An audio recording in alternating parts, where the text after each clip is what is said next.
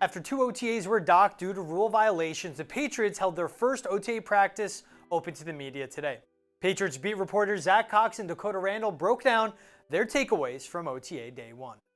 Zach Cox and Dakota Randall here after the Patriots' first open OTA practice of the spring. We were supposed to get this practice last week. Patriots ran afoul of some NFL offseason training regulations, so got bumped back a week, but we were able to watch a full, non-padded, non-contact practice here for the first time this year. Plenty to get to from this practice, a lot of different storylines coming out of this, but to me, the number one prevailing one was just the look of the Patriots offense in this practice. When you watch this team at this point last year and even deep into training camp, a lot of dysfunction offensively, a lot of lacking cohesiveness, just a lot of mistakes, a lot of struggles. Obviously very early, too early to be making any kind of grand proclamations, but it looked a lot cleaner today from Mac Jones, really from the top down in this new Bill O'Brien-led offense. Yeah, it was cleaner, was one thing that really stood out to me. And while you said it is too early to read too much into this, at the same time, I remember the first OTA practice we saw last year. I think during the 7-on-7 drills, towards the beginning of practice, there were a lot of big plays to Trey Nixon and Nelson Aguilar. We're like, wow, the Patriots offense looks really good.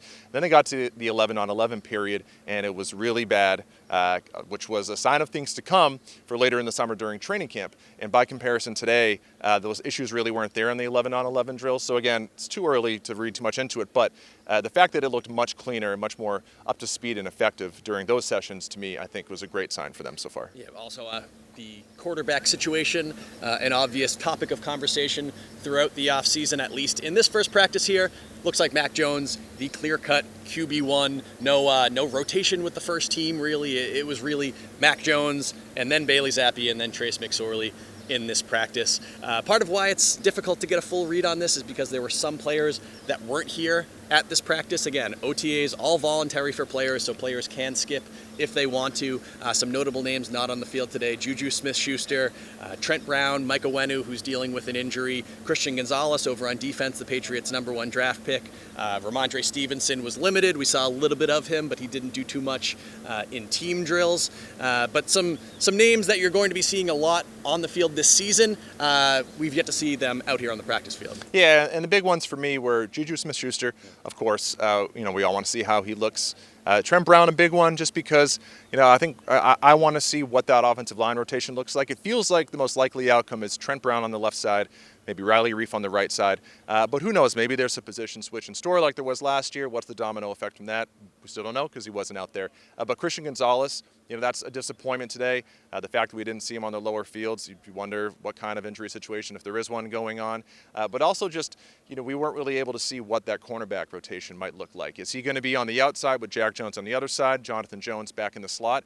We can't tell because Christian Gonzalez didn't play today and Marcus Jones was limited, so we don't really know what the rotation is going to look like. Hopefully that changes next week and into minicamp because, one, the Patriots need Christian Gonzalez, but two, for our purposes, it'd be interesting to know, what those jobs look like. Yeah, absolutely. Smith-Schuster and Gonzalez, arguably the two highest profile additions to this team in the offseason. We've yet to see either of them. One note on that tackle rotation that you mentioned, we saw Riley Reif working at both right tackle and left tackle in this practice. Calvin Anderson only on the left side, Connor McDermott only on the right side, so something to monitor there, especially when Trent Brown gets back onto the field. Again, there are endless storylines we can touch on from this practice, but as we close out here, just what are one or two more that stood out to you that we haven't discussed so far? For me, I was really interested by how busy Demario Douglas was, the rookie 6th-round pick, the receiver out of Liberty, I believe. Yes. I've thought that, and I'm not the only one who has this opinion, that the Patriots could really use a sort of jitterbug player in their offense, whether that be a receiver or running back or whoever, think Dion Lewis and James White, what they were able to provide. And towards the end of last season, it was Marcus Jones. Things were so dire for the Patriots offense that they had to turn to Marcus Jones. When they drafted Demario Douglas, it seemed like he might be someone who is able to fill that role. tough for a rookie receiver in New England to really do much of anything, but he was busy today and on a lot of screens, kind of, you know, what I think he could provide to this offense as early as this season. So yeah, him being out there a lot was interesting to me. Didn't see a ton of Kayshon Boutte, the Patriots' other rookie receiver. Got in there a little bit, but he was limited today. One of my main takeaways was also related to that receiving core. Tyquan Thornton, I thought, looked really good today.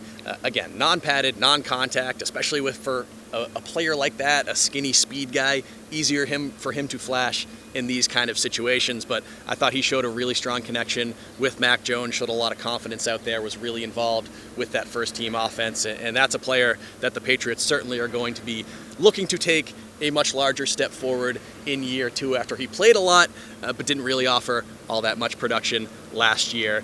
Patriots' next open practice is scheduled for next Tuesday, followed by their 3-day mandatory minicamp the following week.